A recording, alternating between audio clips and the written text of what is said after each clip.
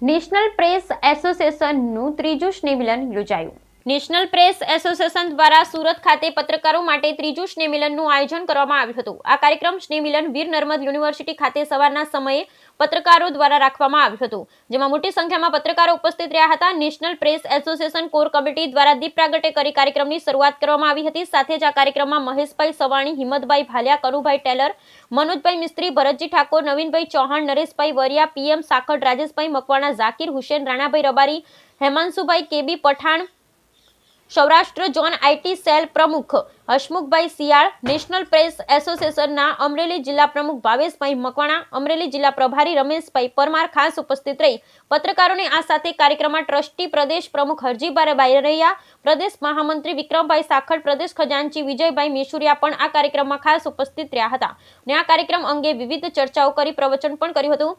સાથે પત્રકારો માટે વધુ આગળ શું કરી શકાય તે અંગે માર્ગદર્શન પણ મહેમાનો દ્વારા પૂરું પાડવામાં આવ્યું હતું. આ સ્નેહમિલનમાં પધારેલ તમામ મહેમાનોનું પુષ્પગુચ્છ તેમજ ટ્રોફીથી સ્વાગત કરવામાં આવ્યું.